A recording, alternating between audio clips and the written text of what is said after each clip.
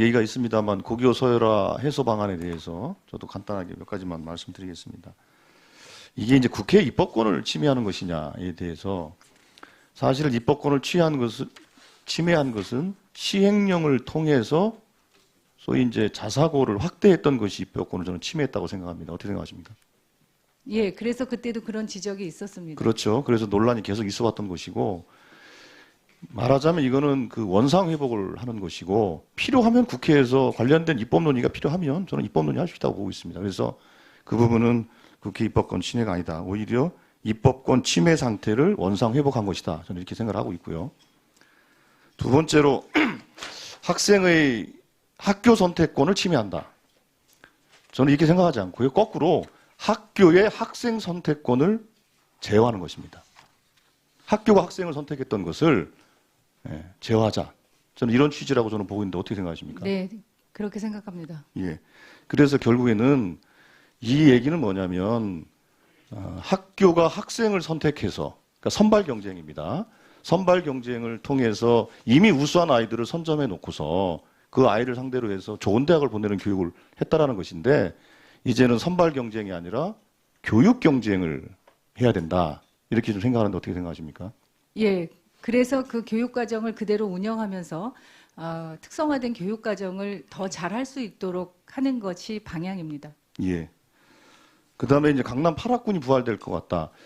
예, 뭐 그거는 뭐 그런 우려도 있을 수 있고 또 뭐 당연히 그런 의심을 할 수도 있습니다만 그러나 이게 이제 고교 서열화 해소나 일반고 역량 강화 방안 때문에 강남 8학군이 부활되거나 강남 부동산 가격이 급등할 것이다 예상하는 것은 그건 조금 좀 급한 판단이라고 생각하는데 어떻게 생각하세요? 예, 심리적으로 그런 우려가 있을 수 있다는 건 저도 충분히 이제 이해하고 있습니다만 사실적으로 그것이 입증되거나 그렇게 될 것이라고 단언하는 거는 좀 과도한 해석이라고 생각합니다. 근데 실제로 이 부분은 고교 서열화 문제라기보다는 입시 제도와 관련된 거라고 저는 생각을 하고 있습니다. 예, 그것도 영향이 있을 수 있다고 봅니다. 예, 그래서 그 부분은 좀 그 일관성 있게 우리가 좀 해야 될 것 같은데 예를 들면 아까 앞서 어떤 의원이 말씀하실 때 정시 확대를 그렇기 때문에 부동산 문제를 잡기 위해서는 정시 확대 문제에 대해서도 조금 우리가 좀 조심해야 된다 이런 말씀을 하는 걸 들으면 제가 좀 깜짝 놀랐거든요.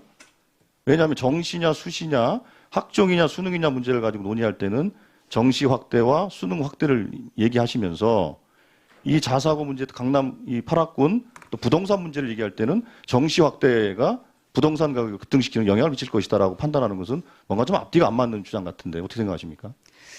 정시든 수시든 서울의 서울 지역 그리고 이제 이른바 강남 3구라고 하는 지역에 그러니까 소득이 높은 지역들이 어떤 전형이든 입학 비율이 높은 게 사실입니다. 그러니까 그게 우리 사회가 지금 처해 있는 현실이고요. 이런 것들을 이제 고교 서열화 해소부터 시작해서 대학 입시에서 어떻게 이런 양극화된 부분들을 완화하고 해소할 수 있을 것인가가 또 과제라고 생각합니다. 예. 자, 그래서 기본적으로 저는 제가 계속 국정감사 때도 지적을 하고 우리 상임위 전체회의 할 때마다 말씀을 드렸습니다만 이제는 교육의 중심이 학교 모델 가지고 우리가 논쟁하는 방식에서 학생으로 중심을 좀 옮겨가야 됩니다. 그런 측면에서 어제 발표한 고교 서열화 해소 및 일반고 역량 강화 방안은 정확히 그 지점을 좀 포착을 하고 있다 생각을 하고 물론 이제 우려되는 여러 가지 걱정거리도 있습니다만 그 부분에 대해서는 철저하게 좀 보완을 해주시고 또 의견 수렴을 좀 잘 해주시기를 좀 부탁을 드리겠습니다. 네, 그렇게 하겠습니다. 예. 그리고 또 얼마 전에 발표한 학생부 종합전형 실태조사 결과와 관련해서 앞서 여러 의원이 말씀하셨으니 저는 좀 다른 측면을 좀 말씀을 드리고자 합니다. 우리가 학생부 종합전형 학종에 대해서는 두 가지 좀 이 불공정성이 있다라고 사람들이 생각을 합니다. 첫 번째로는 대학이 선발하는 과정에서 뭔가 객관적 기준이나 근거 없이 뭔가 깜깜이 전형을 하는 것이 아니냐라는 이제 의심이 있었고 실제로 이번에 학종 실태조사 결과를 통해서 그 일부 확인되지 않았습니까? 네, 그렇습니다. 대학이 도대체 어떤 기준과 근거를 가지고 평가하는지에 대해서 정확히 근거를 제시하지 못했다고 저는 들었고 저는 봤습니다. 그런 측면이 있는 것이고 그 부분에 대해서는 교육부가 현재 확인한 것을 중심으로 해서 각 개별 대학의 사안조사 또 특정감사를 철저하게 해주시기를 좀 당부를 드리겠습니다. 네, 네. 그리고 한편으로는 대학이 학생부로 선발하는 방식에 대해서 객관적인 기준과 근거를 만들 수 있도록 그렇게 제도 개선도 같이 추진해 주시길 부탁을 드리겠습니다. 예, 제도 개선 방안을 마련하고 있습니다. 예, 그렇게 하시고요.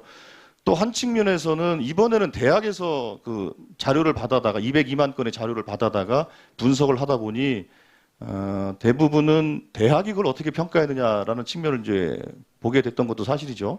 네, 그렇습니다. 예, 그래서 기재 과정에 혹시 불공정성이 확인된 건 있습니까?